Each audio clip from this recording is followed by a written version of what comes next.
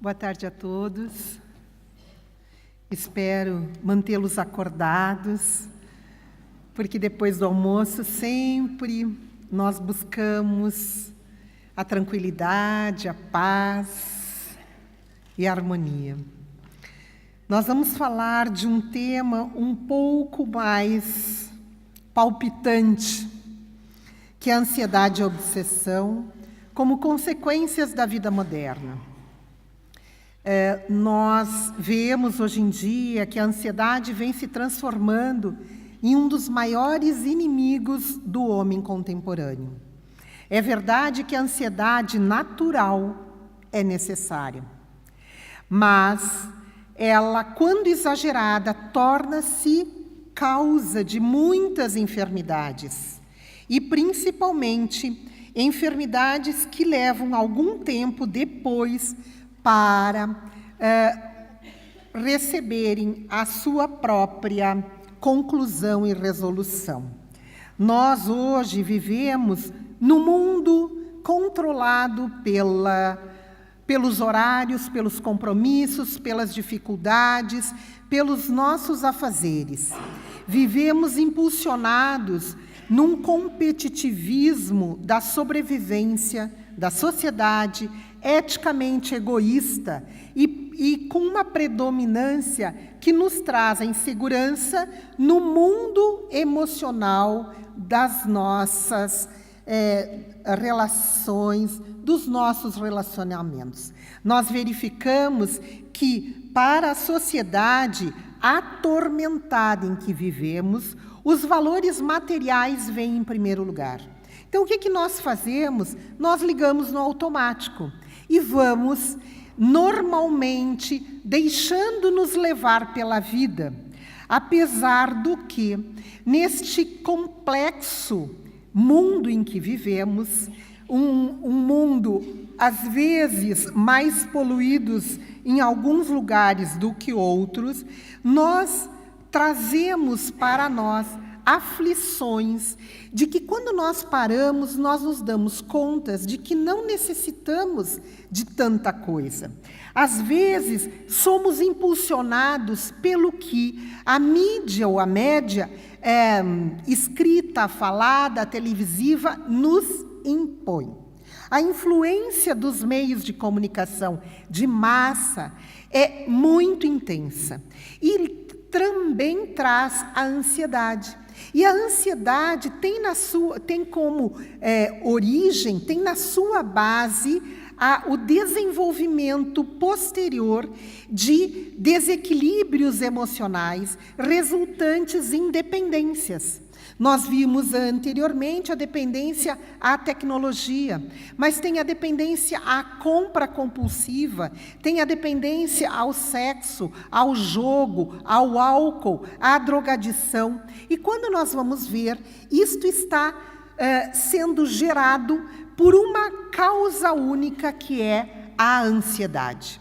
Então, essa ansiedade que vai sendo gerada pelo apelo dos meios de comunicação, e nós não paramos para refletir e não nos damos contas que estamos ligando no automático, e assim seguimos.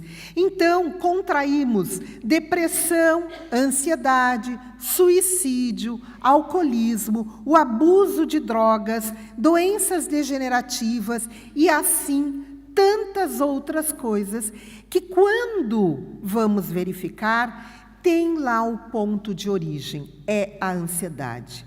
A ansiedade, como eu digo, o transtorno de ansiedade é aquele indivíduo que vive no amanhã. O depressivo vive no ontem. E nós precisamos estar no hoje. Por isso que este hoje tem um nome maravilhoso que chama-se presente. O ansioso vive no futuro e o depressivo no passado. O ansioso vive, e se? E se não der certo? E se eu não conseguir? E se eu não der conta? E se? E vai trazendo para si uma insegurança, uma falta de confiança em si próprio, não conseguindo debelar as tarefas às quais ele próprio se imputou de acordo com as condições que deseja realizar. Transtorno de ansiedade é, portanto, uma enfermidade associada a diferentes fatores. Porém, na comunidade mundial, segundo os dados da Organização Mundial de Saúde, já representa 10% da população mundial. Numa proporção de 4,6% de mulheres e 2,6% de homens. Em Portugal, a ansiedade já afeta 16,5% da população, sendo a doença mental mais prevalente. Ela está 1,5 acima da média da Organização Mundial de Saúde. E nós aí temos, então, a fonte da própria Sociedade Portuguesa de Psiquiatria. Nós vamos ver que a ansiedade, esse transtorno, é um transtorno relativamente jovem. Foi identificado com todo o seu cabedal de sintomatologia a partir dos anos 50. E, infelizmente, até hoje, às vezes, nós ouvimos dizer que isso é frescura, que isso não é uma enfermidade, não é um transtorno, que isso é a fraqueza de quem possui. Ao contrário, nós vamos ver que a ansiedade em Portugal está muito prevalente entre os jovens de 18 a 34 anos. E esta prevalência estima-se até com 50% desta faixa etária já apresenta o transtorno da ansiedade. Justamente devido a essa própria vida moderna que nós nos imputamos, que nós mesmos buscamos e que não conseguimos nos desvencilhar disso.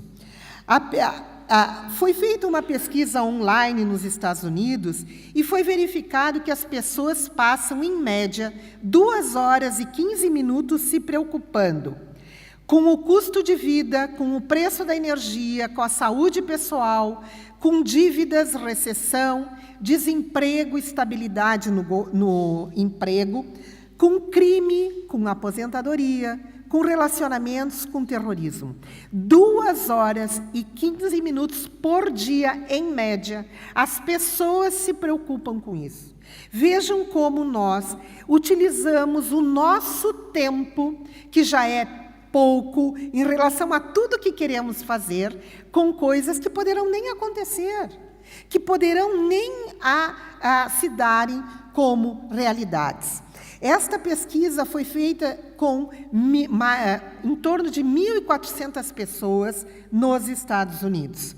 Por quê? Porque as pessoas reclamam das suas vidas, que são fardos pesados, reclamam que não conseguem seguir seu caminho, reclamam que a situação é perversa, a situação financeira, por causa dos políticos, por causa disso, daquilo e daquele outro. Mas esquecem que estamos num planeta escola de provas e obstáculos. O objetivo da prova é a nossa evolução. Aceitá-la e vencê-la é desafio de cada um. Aí começa o entendimento de que o fardo que eu carrego depende de mim. Eu posso colocar mais coisas na minha mochila ou tirar aquilo que não serve. Então, nós vamos entendendo que nós somos semeadores do nosso próprio destino, ou construtores ou artífices da nossa caminhada. Então, a ansiedade existe a natural ou existencial. A natural se refere àquela situação que ocorre diante de situações de decisões, de diagnósticos, de provas, de tribunas. Quando nós nos preparamos para virmos aqui falar para os senhores, nós também temos essa ansiedade. Mas essa ansiedade, ela é considerada natural, por quê? Porque existe um motivo real. Eu tenho que ir lá fazer uma prova, eu tenho que prestar um exame, eu tenho que fazer uma palestra. Existe o motivo real, por isso ela é chamada de natural ou existencial. Porém, existe a patológica ou neurótica, que é aquela, então, advinda de um estado de excitação muito grande, intelectual, provocado pelos sentimentos de natureza penosa e que, às vezes, são pouco reais as ameaças, as situações de risco. Então, o indivíduo se coloca como que, diante de uma situação que realmente ainda não ocorreu e que poderá nem ocorrer, é muito diferente daquela que nós nos colocamos diante de uma situação real. Então, o transtorno de ansiedade é um estado de apreensão contínua e irracional, algumas vezes desencadeando um medo agudo que chega ao pânico, acompanhado por sintomas de perturbação autônoma, com efeitos secundários em outras funções mentais, como a concentração, a atenção, a memória e o raciocínio. Normalmente as pessoas dizem assim, não é ansiedade, é estresse. É o estresse do trabalho, é o estresse da família, é o estresse da correria, é o estresse da nova empresa, é o estresse da situação. E nós vamos justificando. O que acontece na realidade é que, de acordo com esta estimulação intelectual, que chega a ser penosa, devido a uma situação que poderá ou não ocorrer, vai trazer consequências, disfunções para outras áreas, principalmente da concentração e da memória. O Manual de Diagnóstico de Estatística e dos Transtornos Mentais, o DSM-5, vai nos dizer que transtorno de ansiedade são transtornos que compartilham medo e ansiedades excessivos, com perturbações comportamentais relacionadas. E aqui nós trazíamos uma diferença entre medo, sendo a resposta emocional uma ameaça iminente, real ou percebida, enquanto que a ansiedade é a antecipação da ameaça futura. Medo é irracional, sim. Por que medo é uma condição irracional? Porque eu já vi pessoas terem medo de borboleta.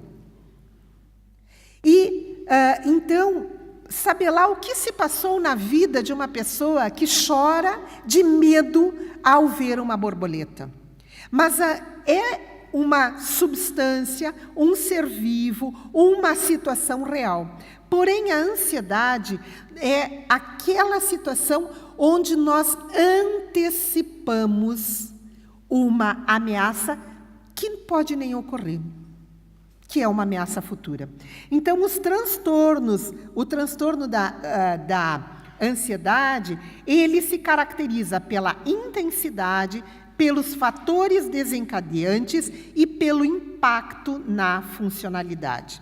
A intensidade é aquilo que nós havíamos conversado. No início, o indivíduo justifica que ele está estressado, que ele está cansado, que ele está angustiado com isso, com aquilo, e essa intensidade poderá ser aumentada, de acordo com a presença ou não de desencadeantes. Às vezes, o indivíduo vem num estresse normal, numa ansiedade que para ele já é normal, mas existe um fator desencadeante. Ou bate no carro, ou fecham o carro, ele se torna agressivo, ele se torna violento. São os agravantes, os desencadeantes que fazem com que a agressividade reprimida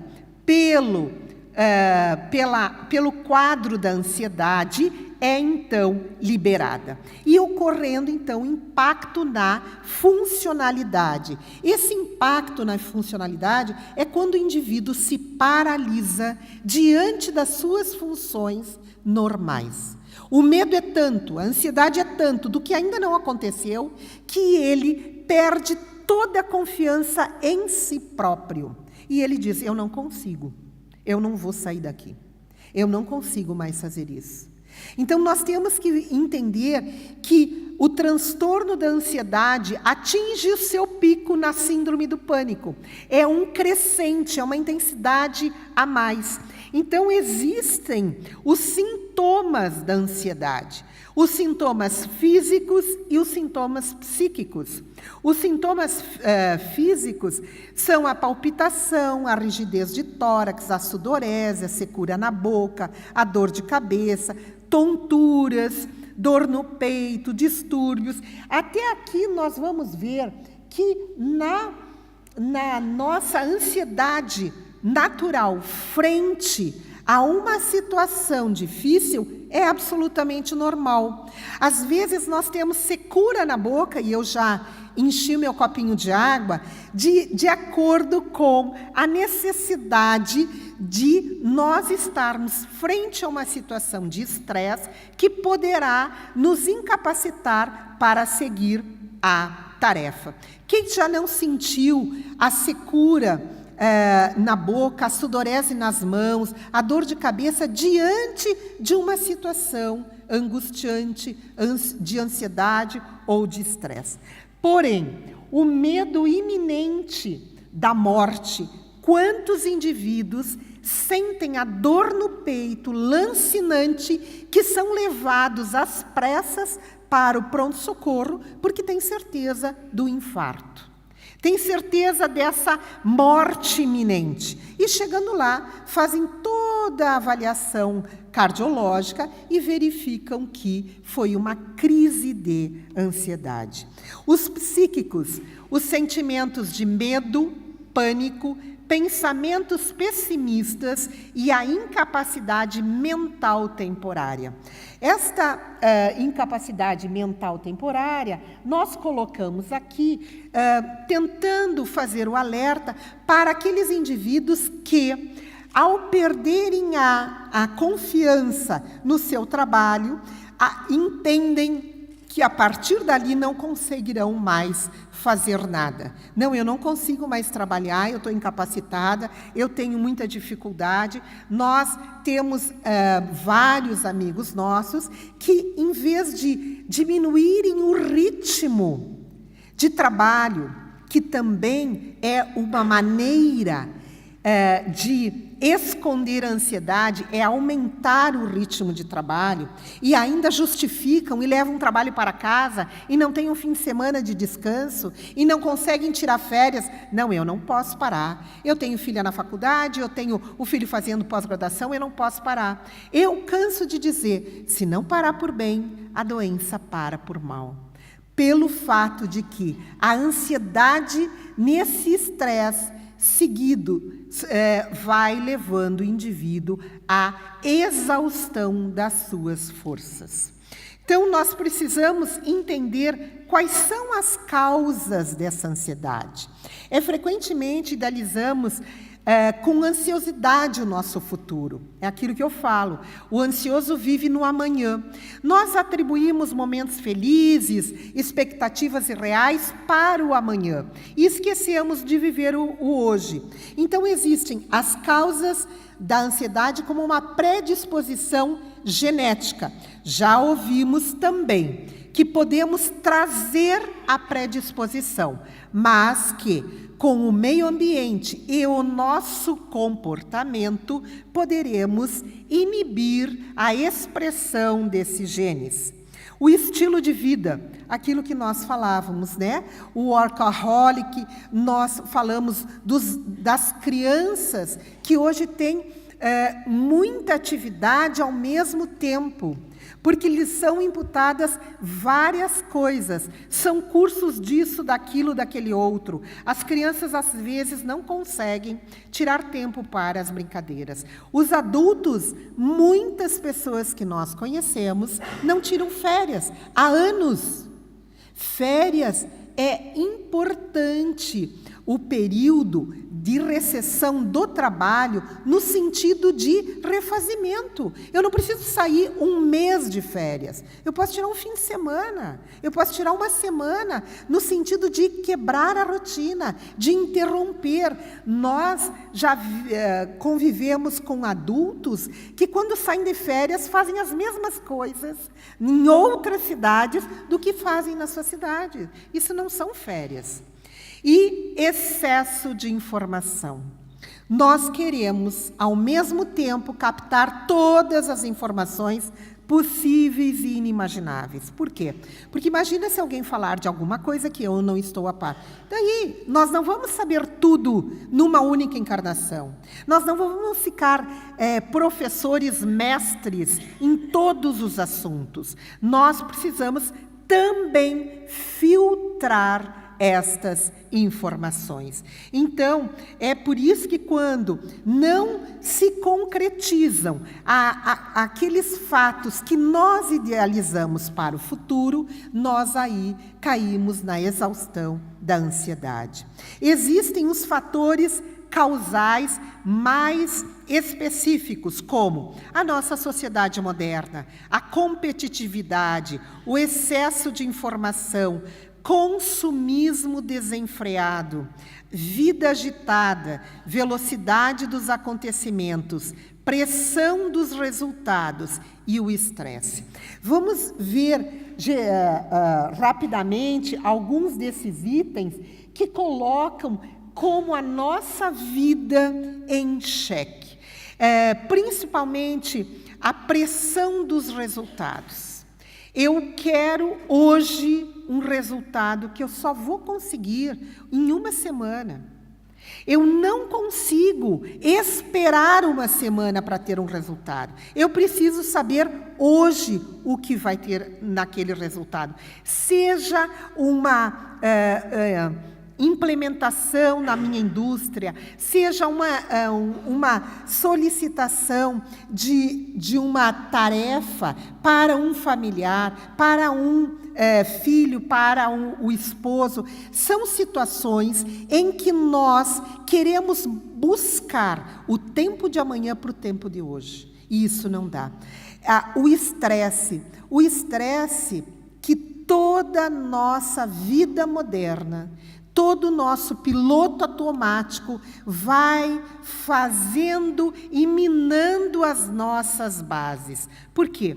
Porque o estresse natural é necessário. Está lá nas primeiras fases da nossa vida de relação, lá no cérebro reptiliano, o primeiro e mais básico do nosso cérebro, onde nos estimula para o enfrentamento ou para a fuga. Porém, toda vez que eu me estresso, eu acabo liberando, então, o cortisol. Acabamos atuando na hipófise e acabamos, então, liberando o cortisol da suprarrenal para a corrente circulatória.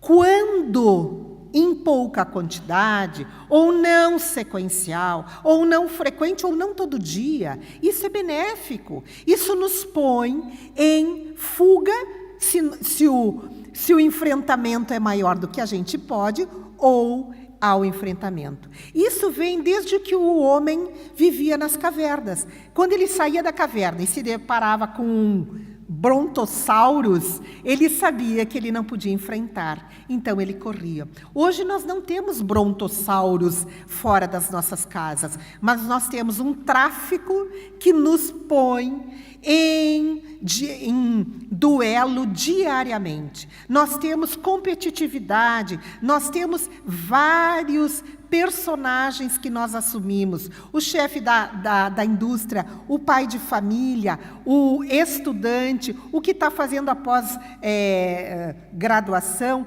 vários personagens, e cada um deles vai se decompondo e fortalecendo na nossa corrente circulatória o cortisol. O cortisol é uma substância que vai minando as bases quando constantemente eliminado na corrente circulatória.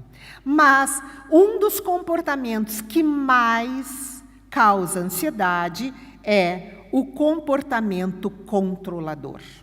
Nós queremos controlar, desculpem eu usar o nós, mas nós está muito colocado, porque eu sou ansiosa. Agora, bem menos, mas já fui muito mais.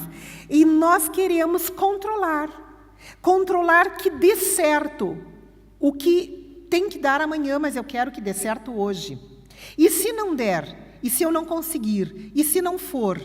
Então, nós precisamos entender que esse comportamento controlador, ele só vai fazer mais mal a uma única pessoa, que sou eu própria.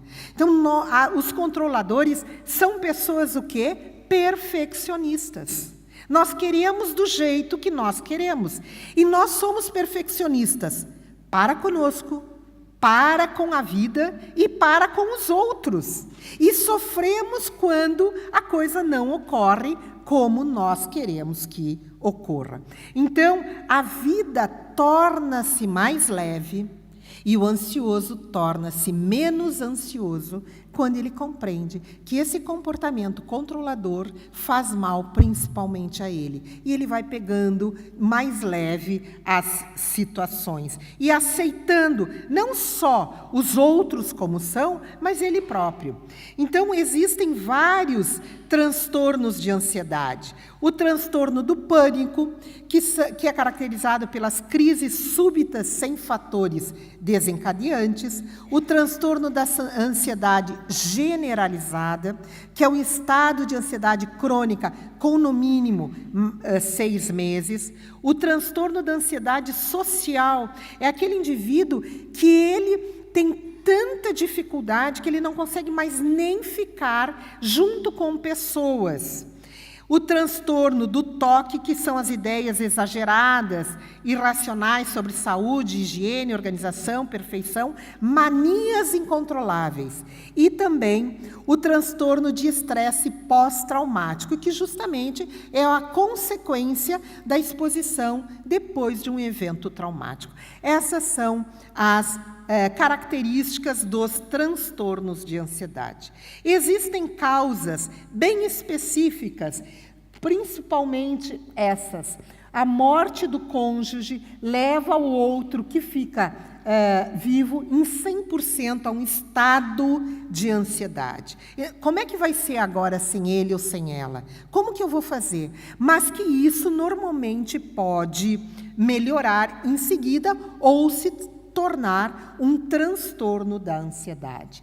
O divórcio também leva à ansiedade. Às vezes, separar-se leva mais a problemas de ansiedade do que o próprio conflito que existia. Na separação também, e principalmente na aposentadoria. Aquele indivíduo que trabalhou a vida inteira e que não se preparou para este momento, poderá ficar ansioso. E o que eu faço agora? Eu sempre trabalhei, eu não sei o que eu vou fazer. Mas o que nós hoje estamos vendo muito frequentemente é a ansiedade infantil, que se caracteriza principalmente dores de cabeça, dores de barriga, medo do afastamento dos pais ou responsáveis e medo excessivo de ficar sozinho em casa. Hoje nós vemos essas crianças com transtorno de ansiedade caracterizado, com crianças que precisam fazer uso de medicamentos tal a situação em que se encontram. Claro que nos casos mais graves, mas que se não for acompanhado desde o momento da mudança do comportamento, poderá levar, sim, a esses casos. Então, como nós estamos enfrentando a ansiedade? Nós estamos nos utilizando de quadros de tristeza, de isolamento, de violência, de automedicação, ou de consumo exagerado de substâncias? Porque a ansiedade, como nos dá uma insegurança psicológica, nós, às vezes, buscamos na dependência de substâncias lícitas ou ilícitas, a quantidade da dopamina para alegrar o nosso cérebro e todo o nosso ser. E isso, muitas pessoas não se dão conta. Então, nós vamos ver o quadro de ansiedade também na origem da drogadição do adolescente, na origem da obesidade do adolescente. Uns preferem racionalizá-la, outros preferem narcotizá-la. Esse é a dificuldade que nós temos. Nós precisamos também entender que a ansiedade leva a consequências. E essas consequências são do tipo a complicar a vida de relação do indivíduo. Ele passa a enxergar perigo em tudo, coloca o indivíduo em conflito com outros, ou pela agressividade, pela violência, pelo preconceito ou pelo afastamento. Limita as opções da vida daquele indivíduo. Ele deixa de exercitar atividades que antes fazia. Altera o sono, ele passa a ter medo de estar ou falar em público, a agorafobia, e leva a medos irracionais e principalmente ao pensamento obsessivo.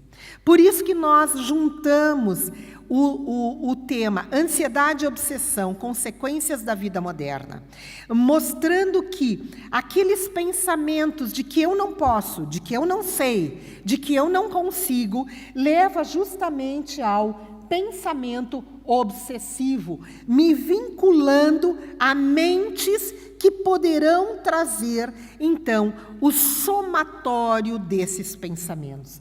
Somos, ao mesmo tempo, emissores e receptores de pensamentos. Nós emitimos porque somos mas colhemos centenas, milhares de pensamentos que pensam como nós, porque tudo é uma questão de sintonia. Nós encontramos as mentes e somos encontradas pelas mentes que pensam como nós. E assim se instala, então, a obsessão. A obsessão, que no dizer de Allan Kardec, é a ação persistente de um espírito mau exercendo sobre um indivíduo. Nós desencadeamos a obsessão pela nossa ação, pela nossa atitude, pelos nossos pensamentos, pelos nossos sentimentos. Nós vamos estar vinculados, manuseados e orientados por espíritos que sofrem, e porque sofrem, nos fazem sofrer. Por isso que nós temos que cuidar com a ideia fixa, com aquele pensamento fixo, que muitas pessoas equivocadamente chamam de auto-obsessão. A obsessão, por definição, é o exercício de um espírito sobre o outro. O que nós temos são pensamentos repetitivos, de incapacitação, de não realização, porque tudo se dá através da lei de sintonia. Nós captamos, entramos na sintonia daqueles que também pensam em desvalia, em desamor, em incapacidade e que podem gerar aí a depressão. Nós vamos verificar no livro de André Luiz, Mecanismos da Mediunidade, quando ele diz: Tanto na eletricidade quanto no mentalismo, o fenômeno obedece à conjugação de ondas, enquanto perdure a sustentação do fluxo, do fluxo energético. A mente do médium passa a emitir as oscilações que lhe são próprias, as quais se entrosam àquelas da entidade comunicante. É assim que nós fazemos a conexão. Nós iniciamos com um comportamento inicial nosso, de medo, de insegurança, de falta de fé em nós mesmos. E acabamos por companhias que vêm nos trazer um sofrimento ainda maior. Mas agora, vamos falar um pouco das coisas boas do tratamento. O tratamento se caracteriza, como aqui nós dividimos, comportamental, cognitivo e psicodinâmico. O comportamental, no sentido de dessensibilizar o paciente. Vamos colocando para ele que esse comportamento que ele tem nada mais vai trazer de bom e que ele precisa mudar. O cognitivo, reestruturar os pensamentos anômalos, aqueles pensamentos dele e que são fortalecidos pelos pensamentos exteriores. E o psicodinâmico, o entendimento e elaboração dos significados simbólicos do sofrimento e dos sintomas desenvolvidos. Então, o tratamento, nós precisamos sim buscar a ajuda especializada. O tratamento passa pelo reconhecimento dos sintomas e pela busca especializada do terapeuta, do psicólogo, do psiquiatra. Mas também nós podemos contribuir com esse tratamento, fazendo o relaxamento, utilizando-nos, como foi falado aqui hoje de manhã pelo Dr.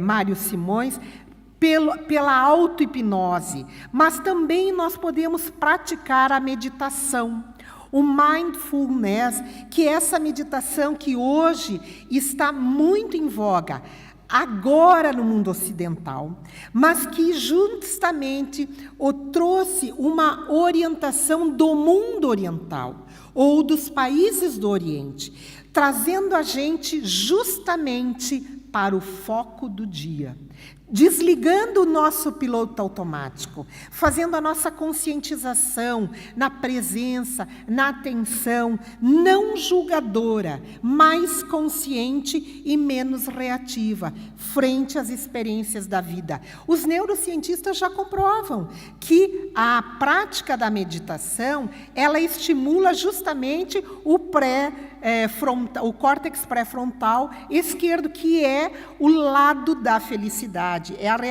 É a região, ela é responsável pela felicidade. Tem que combata o estresse. Crie um ambiente de relaxamento em seu lar. Procure aumentar as horas de lazer ou as horas de prazer. Se dê isso. Daqueles momentos, traga o seu foco não no amanhã, mas para hoje. Traga os recursos da natureza, tenha uma alimentação saudável, faça atividade física, mantenha corpo e mente em equilíbrio. Mas, principalmente, faça novas escolhas. Eu trabalho 20 horas por dia. Vou trabalhar 18, vou trabalhar 16, vou trabalhar 10, vou trabalhar 8, e assim sucessivamente. Nós escolhemos o que queremos para nós. Se somos ansiosos, somos porque trazemos estes condicionamentos de outras existências. Mas podemos mudar.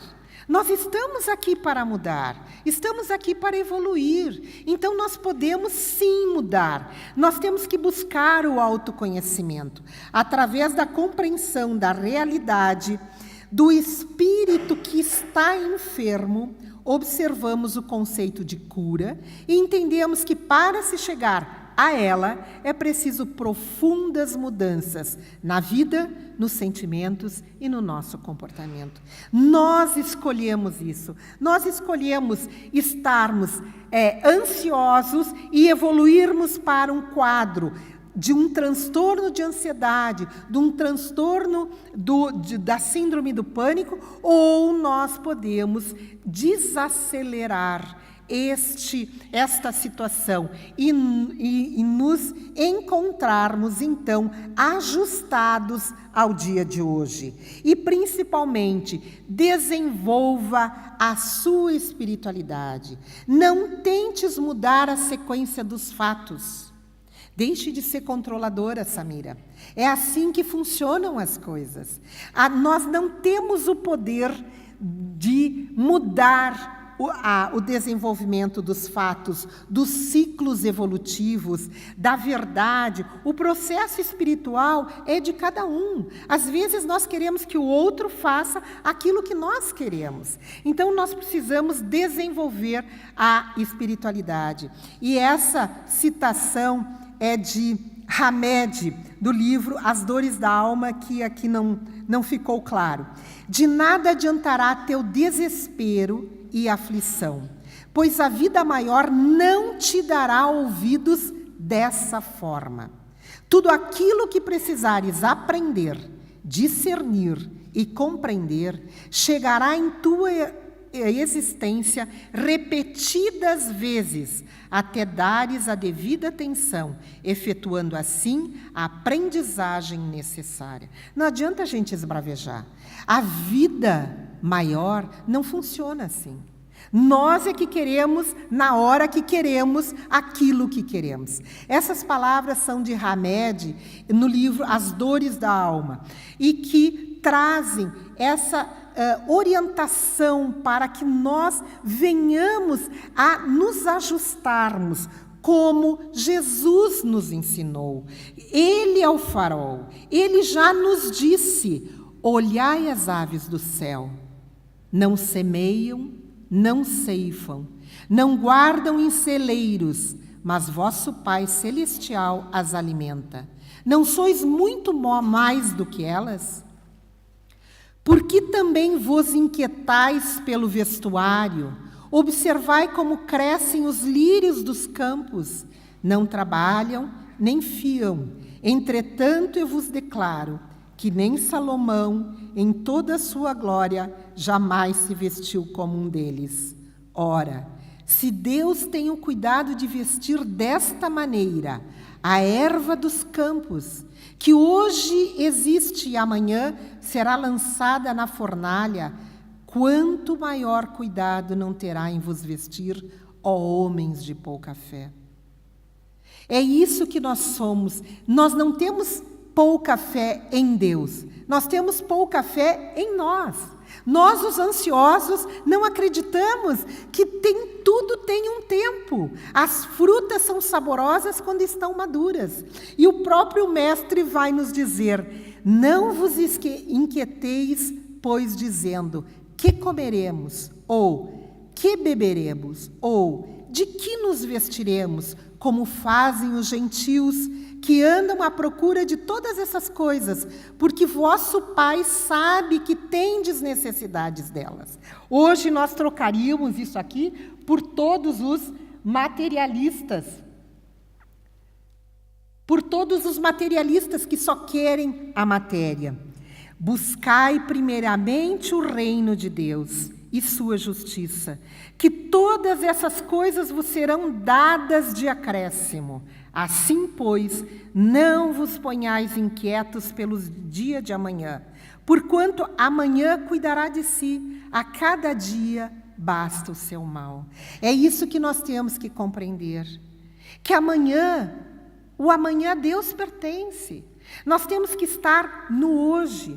Mas quando Jesus quis dizer isso, ele não queria dizer como não vos preocupeis em não fazer nada no hoje, para que o amanhã será dado. Não, não vos inquieteis por amanhã, porque talvez a gente nem chegue no amanhã. Nós precisamos entender que a cada dia nós já temos o nosso mal. Crer com firmeza em Deus não faz de nós aqueles que creem em nós próprios. Nós temos a fé em Deus, em Jesus que nos ampara sempre, mas às vezes descremos de nós próprios. Então a terapia complementar espírita, e não é alternativa, é complementar, onde nós podemos fazer juntamente com todas as outras terapias que se classificam, que se caracteriza pelos passes, pela água fluidificada, pela evangelioterapia. Inclusive, este capítulo que nós acabamos de ler do Evangelho segundo o Espiritismo, o capítulo 25 de O Evangelho, que nos apacenta o coração, que nos traz para o centro, para o dia, e também a desobsessão. Se somos já vítimas daquelas mentes que se acercaram de nós, pelo nosso convite, pelo nosso pensamento, pelas nossas atitudes, nós poderemos também usarmos o recurso da desobsessão e principalmente da prece. Quando Kardec pergunta para os benfeitores, a prece é um meio eficaz para curar a obsessão? E os benfeitores respondem, a prece é em tudo um poderoso auxílio. Mas acreditai, não basta murmurar algumas palavras para obter o que se deseja. Deus dá assistência àqueles que agem e não àqueles que se limitam a pedir. É preciso que o obsediado faça por seu lado o necessário para destruir em si mesmo a causa que atrai os maus espíritos. Nós vamos sim orar para pedir o amparo dos benfeitores, mas precisamos fazer a nossa parte. E no livro Instruções Psicofônicas do Chico Xavier, nós temos: usemos desse modo, na garantia de nossa higiene mentopsíquica, os antissépticos do Evangelho. Bondade para com todos, trabalho incansável no bem, otimismo operante, dever irrepreensivelmente cumprido, sinceridade, boa vontade, esquecimento integral das ofensas recebidas e fraternidade simples e pura, constituem o sustentáculo da nossa saúde espiritual. Sabemos que as doenças começam no espírito. Se nós temos saúde espiritual, nós não iremos enfermar, porque Ele já nos ensinou a amar a Deus sobre todas as coisas e amar ao próximo como a si mesmo. É isso que nós temos que entender. Nós viemos aqui, no mundo físico, para aprender a amar. Nós estamos observando, estamos aprendendo, estamos amealhando conhecimentos para retornarmos ao mundo espiritual melhores. Então, deixe a sua vida ter sentido. Busque naquilo que realmente tem sentido para a sua vida.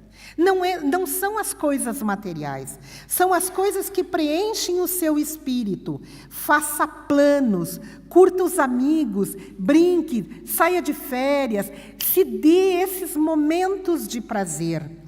Cultive a vigilância dos pensamentos, do devotamento, o equilíbrio das emoções tão falado neste evento das jornadas, da humildade, da oração, da tolerância, da caridade e da fé. É preciso, sim, que nós usemos das ferramentas fundamentais para edificarmos o reino de paz dentro de nós mesmos. E somente a determinação e a perseverança, aliadas à nossa firme vontade, conseguirá transformar a pedra bruta que ainda somos no espírito perfeito que desejamos ser. Todos nós temos uma única chegada, que é a casa do Pai. E retornaremos para lá quando formos espíritos perfeitos. Perfeitos no intelecto, perfeitos na moral. E precisamos dessa firme proposição, dessa perseverança de nos melhorarmos a cada dia, de afastarmos de nós, de lapidarmos, de trazermos para a luz, esta fonte de luz que todos somos. Nós somos luz e temos que fazer brilhar essa luz. Não deixemos que a ansiedade, que qualquer transtorno, que qualquer dificuldade torne opaca essa luz. Vamos desvendando este ser divino que nós somos. Vamos buscar a nossa essência, que por um motivo ou outro nos distanciamos dela.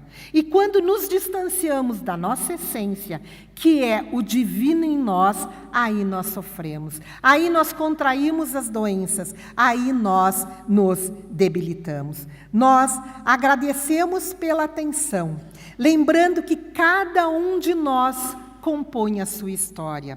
Cada ser em si carrega o dom de ser capaz, o dom de ser feliz.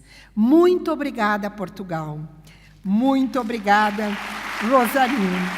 Que todos possam buscar a felicidade nos seus corações. Que assim seja.